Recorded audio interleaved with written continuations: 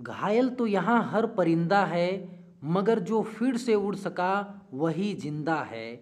घायल तो यहाँ हर परिंदा है, मगर जो फिर से उड़ सका वही जिंदा है।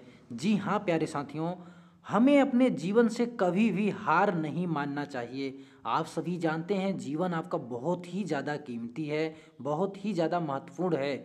हम जिस भी मंजिल में पूरे दिलो पूरे जान पूरे शिद्दत से लगे हुए हैं, हमें उसे प्राप्त करके ही रुकना चाहिए। हमें कभी हार नहीं मानना चाहिए। क्या पता हमारी मंजिल जो है अगले ही कदम पे हमारा इंतज़ार कर रही हो और हम वहीं से अपना हाथ, वहीं से अपना पैर पीछे की ओर खींच लें। तो ऐसा नहीं करना चाहिए। नमस्कार प्यारे साथियों, आप सभी का स्वागत है आपके अपने परिवार, आपके अपने यूट्यूब चैनल ईडू अड्डा 74 में।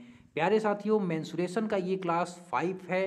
तो यहाँ पे हम पढ़ने वाले हैं मेंसुरेशन के बेसिक कंसेप्ट और कुछ महत्वपूर्ण क्वेश्चन। तो हमारे वीडियो में लास्ट तक आप लगे रहिए। अगर वीडियो पसंद आएगा, समझ में आएगा, तो हमें मोटिवेशन के लिए वीडियो को लाइक और शेयर और कमेंट जरूर करें। भाई आपको कैसा लगा वीडियो, लाइक और शेयर और कमेंट जरूर करें। तो चलिए आज की क्लास हम लोग स्टार्ट करते हैं बिना लेट किए हुए। प्यारे साथियों, क्लास स्टार्ट करने से पहले कुछ हम बेसिक जो हैं कंसेप्ट को क्लियर करना चाहेंगे। आज की क्लास में हम क्या क्या देखने वाले हैं, आज की क्लास में हम कौन कौन से फार्मूले का यूज करने वाले हैं, इन सभी को अच्छे से डिस्कस कर लें भाई एक जो है शॉर्ट फॉर्म में। ओके, तो आप सभी रेडी हैं? तो सबसे पहले जितने प्यारे साथी जुड़े हुए हैं हमसे, वो वीडियो को लाइक और शेयर जरूर कर लें भाई। तो आज हम पढ़ने वाले हैं वृत्त के बारे में पढ़ेंगे प्यारे साथियों। ठीक है, आज हम पढ़ेंगे वृत्त के बारे में। ओके, वर्ग के बारे में पढ़ेंगे और साथ में आपको देखने के लिए मिल जाएगा त्रिभुज के कुछ क्वेश्चंस और यहाँ पे आयत के।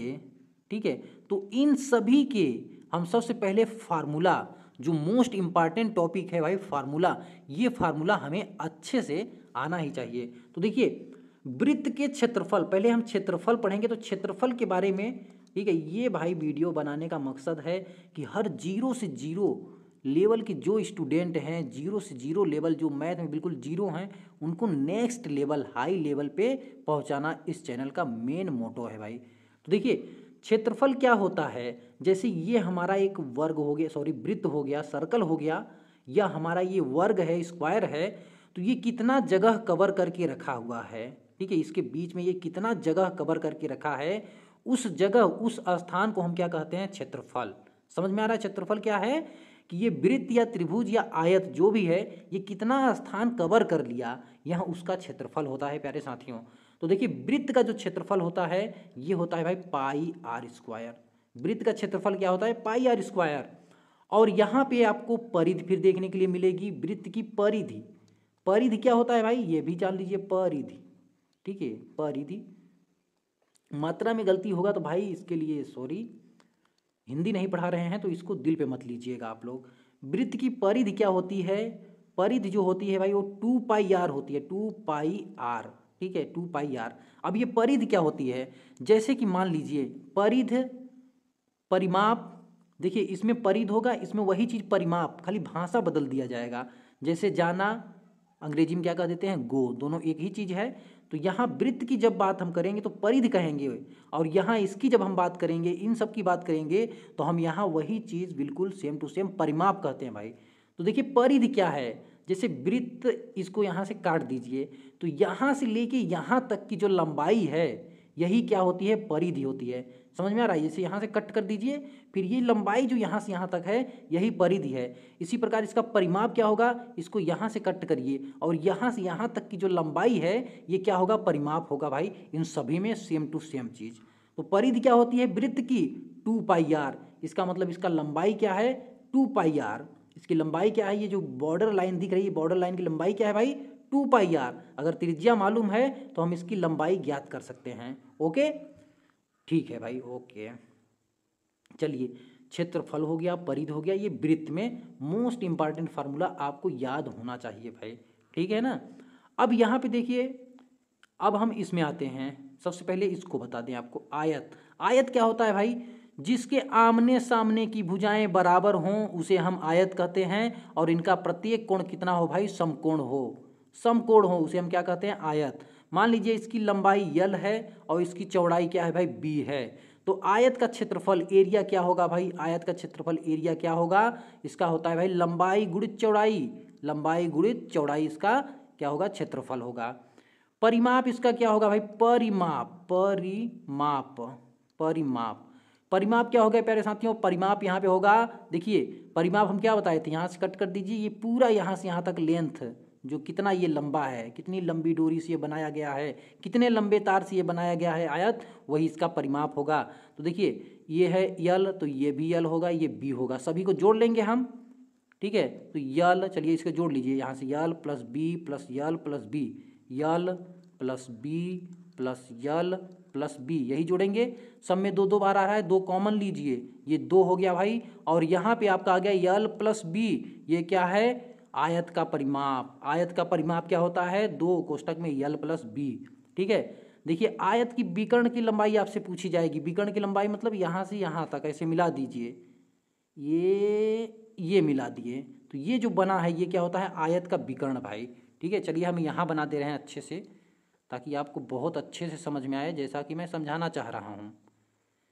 वीडियो को पूरे शिद्दत से प्रेम से देखिए भाई, एक एक चीज़ आपको समझ में आएगी।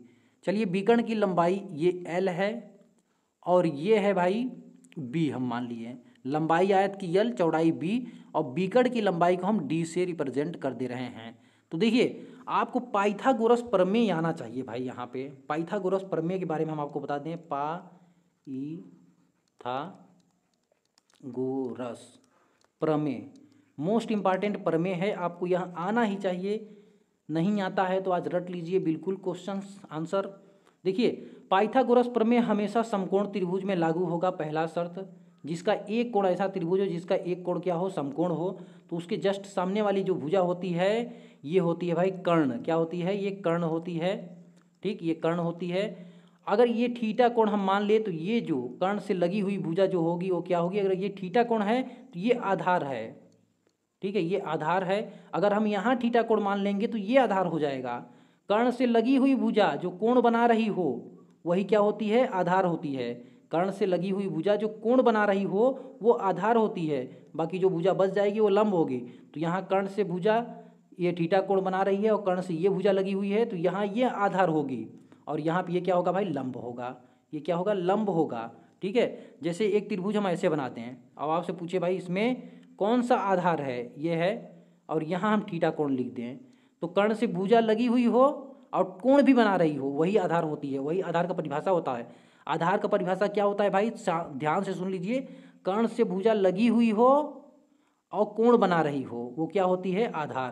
तो ये देखिए कर्ण से ये भुजा लगी हुई है और ये कोण भी बना रही है, तो ये क्या है, आधार है, तो ये लंब होगी। और कर्ण का तो सिंपल परिभाषा है, लंब 90 अंश के सामने वाली भुजा को कर्ण कहते हैं।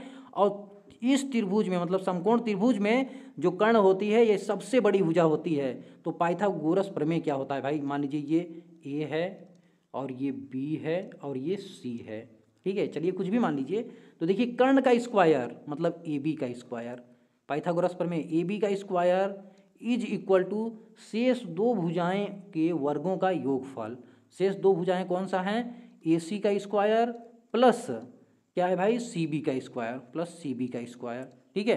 अब देखिए यहाँ पे इसको ए मान लीजिए, इसको बी मान लीजिए, इसको सी मान लीजिए और इसे डी मान लीजिए आप। अब देखिए यहाँ पे क्या मिल रहा है, हमें ये विकर्ण की लंबाई निकालना है। आपसे मेंसुरेशन में पूछ दिया जाएगा, ऐसे सिंपल क्वेश्चन दे के कहेगा कि विकर्ण की लंबाई बताइए, तो विकर्ण की लंबाई मतलब डी का स्क्वायर, ये कर्ण है कि नहीं, ये कर्ण है कि नहीं, ये क्या है भाई, ये 90 अंश आपको दिख रहा है। तो ये जो दिख रहा है यह एक समकोण त्रिभुज आपको दिख रहा है कि नहीं, और हमें ये विकर्ण की लंबाई चाहिए।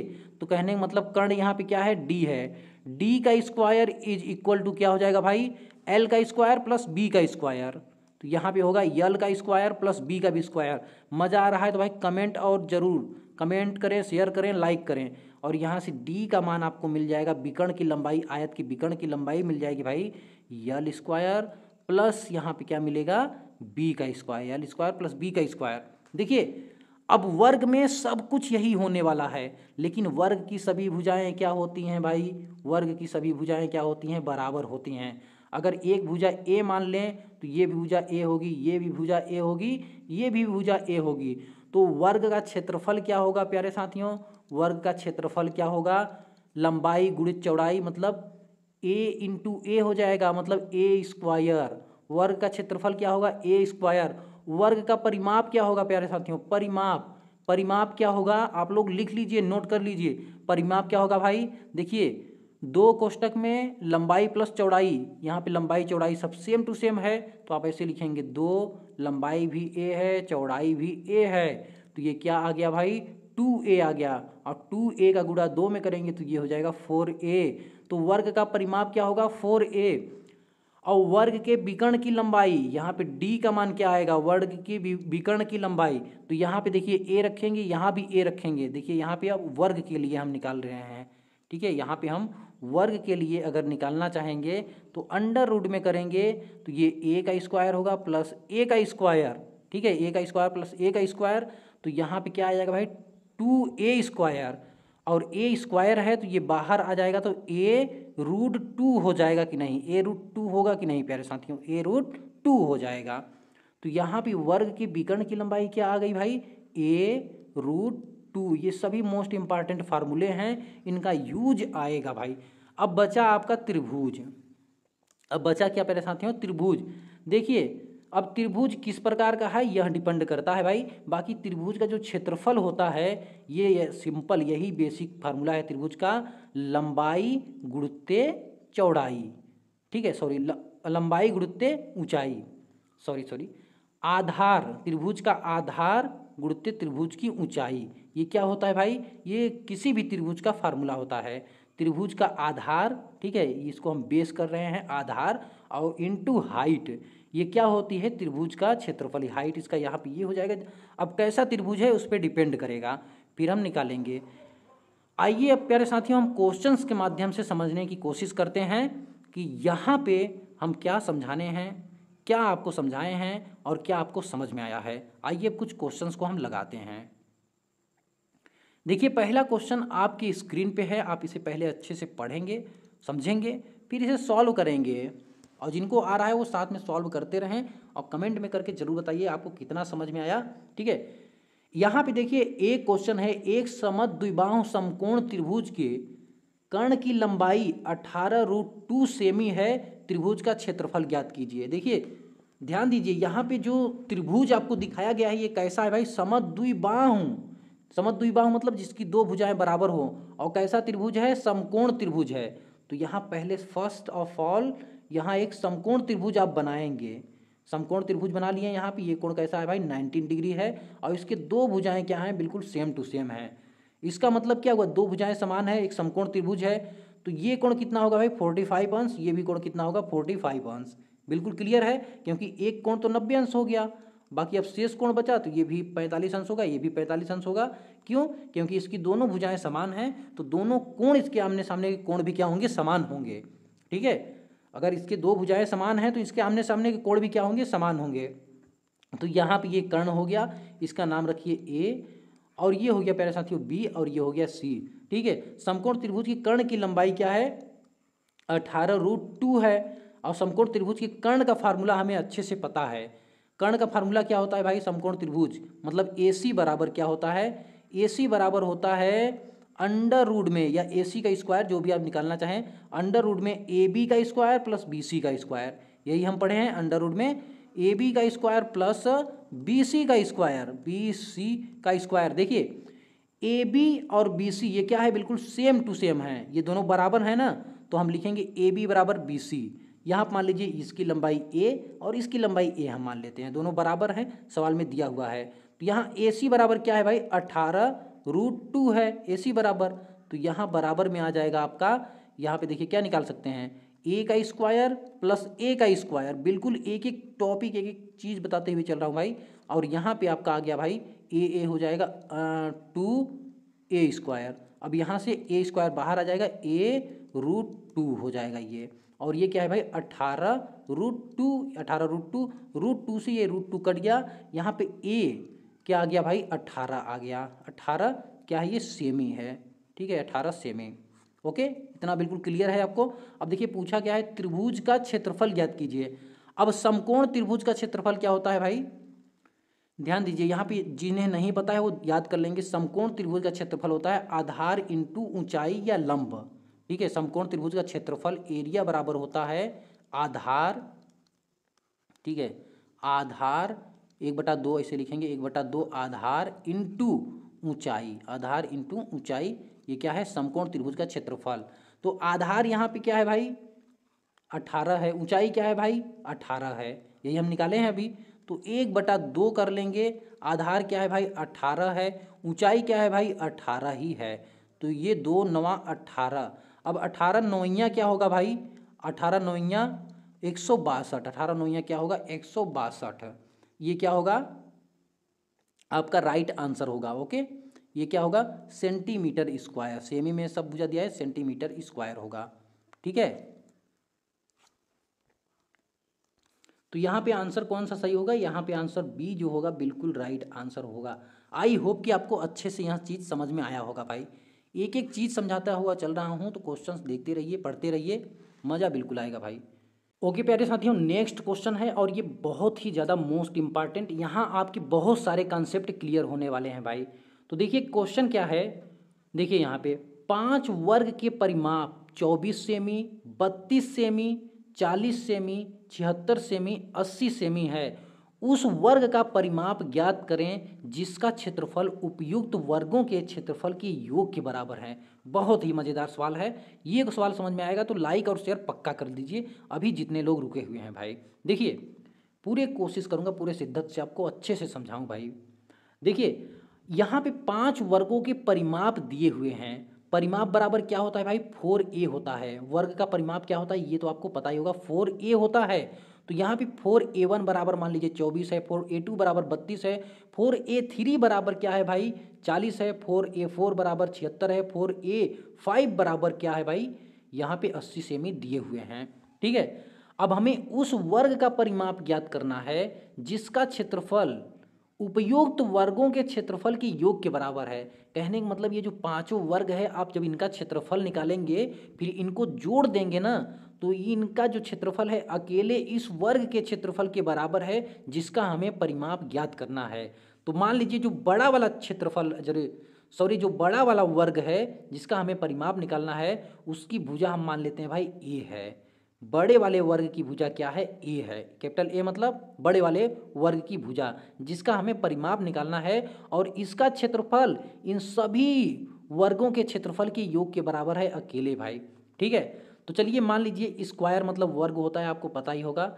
यस1 हम यहाँ लिख रहे हैं यस1, और ये यस2 है, ये यस3 है भाई, ये यस4 है। देखिए ये सब करने की ज़रूरत नहीं है लेकिन हम आपको समझा रहे हैं इसलिए ऐसा कर रहे हैं। अब यहाँ हम लिखेंगे परिमाप, परिमाप, चलिए परिमाप शॉर्ट में लिख दे रहे हैं। तो यस1 का परिमाप क्या है भाई 24 है।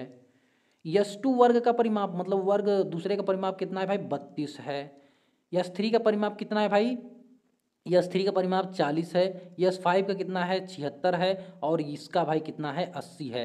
अब परिमाप बराबर आप जानते हैं क्या होता है, वर्ग का परिमाप 4a होता है। अब ये a1 है, ये a2 है, a3 है, a4 है। तो यहाँ से आप भुजा निकाल सकते हैं।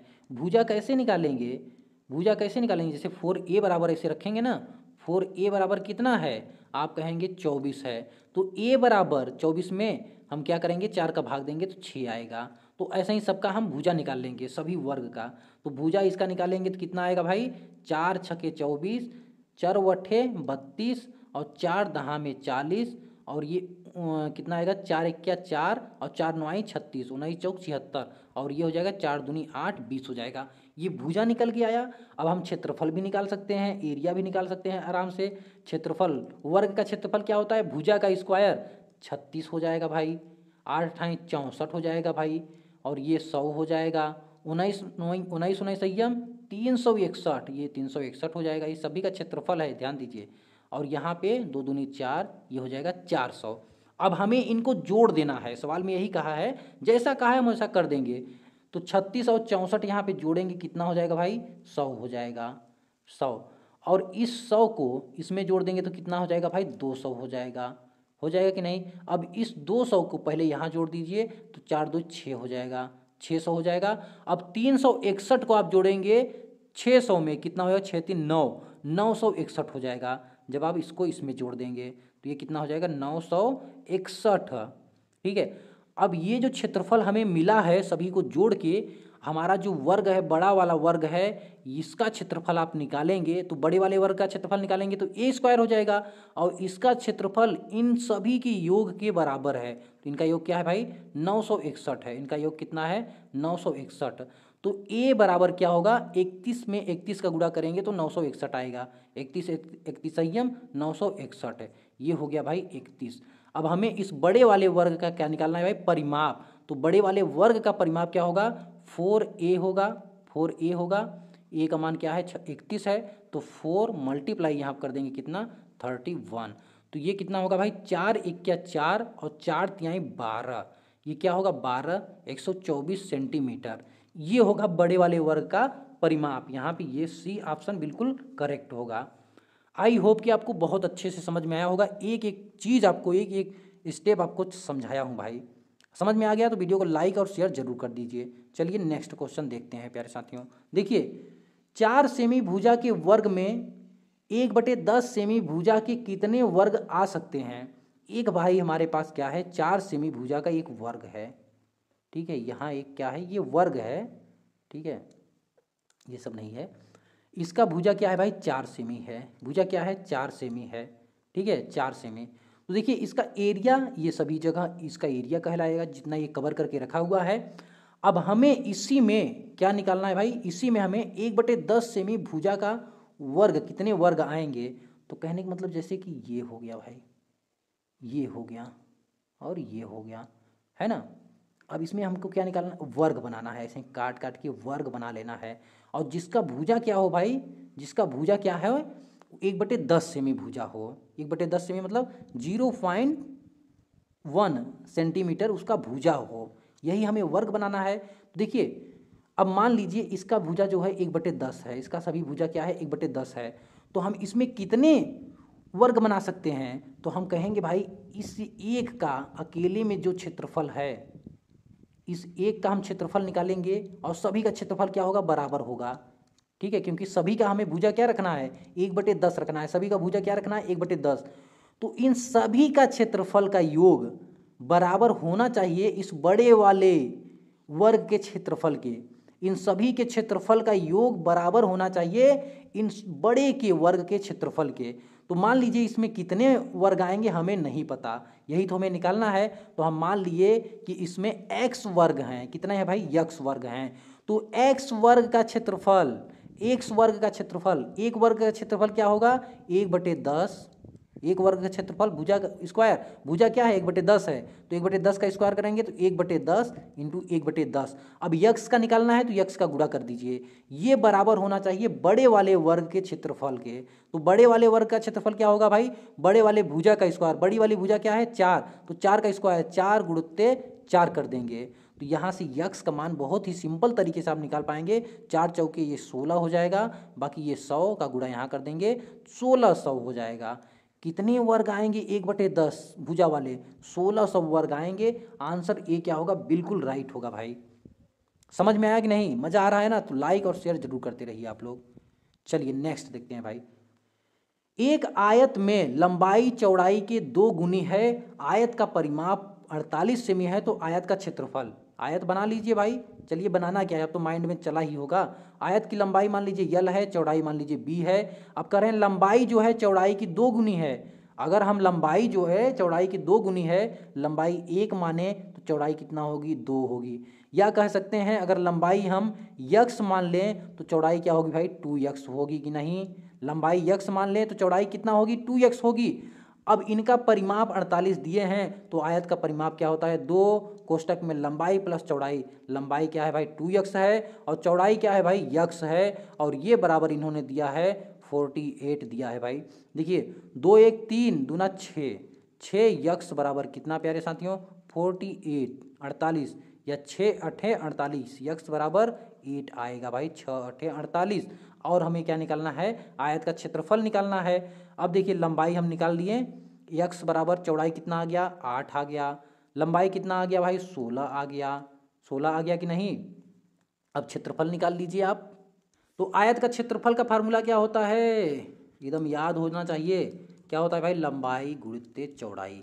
लंबाई क्या है भाई, लंबाई यहाँ हम निकाले हैं ना 16, कितना है लंबाई 16, चौड़ाई कितना है, एक्स का मान 8, 16 अट्ठा 128, 16 अट्ठे 128, आंसर सेंटीमीटर में है तो सेंटीमीटर का स्क्वायर, क्षेत्रफल का होता है यूनिट स्क्वायर।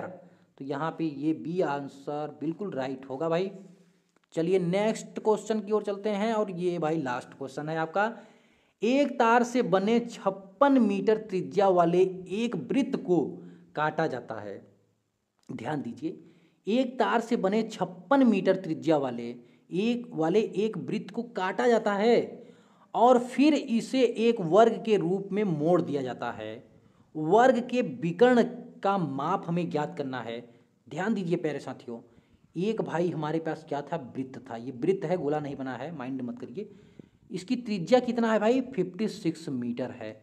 अब कह रहे हैं इस वृत्त को मान लीजिए यहाँ से काट दिए, तो एक तार हमको मिला ये। अब इसी तार को मोड़ के हम क्या कर रहे हैं भाई, एक वर्ग बना दे रहे हैं, ऐसे करके इसी तार को वर्ग बना रहे हैं।